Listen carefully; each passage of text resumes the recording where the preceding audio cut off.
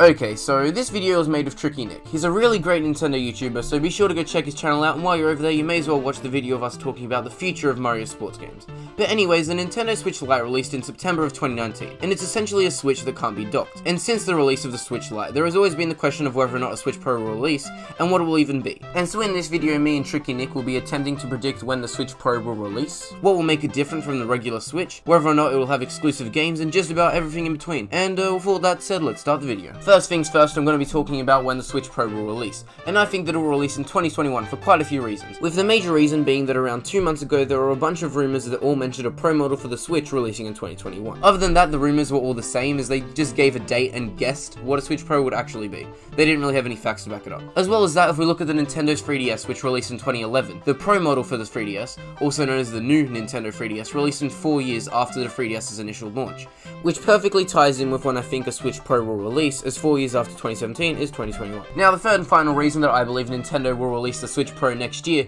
is so that they can kind of attempt to compete with the PS5 and the Xbox Series S. I know that both of the PS5 and the Xbox Series S are releasing these holidays, but I'm sure millions of people will want one of the two systems next year for Christmas, and so Nintendo could release the Switch Pro as a way to compete with Sony and Microsoft. Now for the fun part, where we get to use our imagination to think about what a Nintendo Switch Pro will even be. Some obvious improvements would be for games to run in 60 FPS instead of 30, and 4K quality, and my first thought of the Switch Pro is a Switch that can only be docked, which I think might actually happen. We've got the regular Switch that is both portable and dockable, then we have the Switch Lite that is only portable, and so my idea for the Switch Pro being only dockable fits right in. As it wouldn't be portable, it could be bigger and heavier, allowing for it to be much more powerful and hopefully cheaper. Nintendo could even implement a feature that allows you to use a Switch Lite as a controller for the Switch Pro, which would be really cool, and to top it off, Nintendo, please give us more than 32GB of storage on the Switch Pro.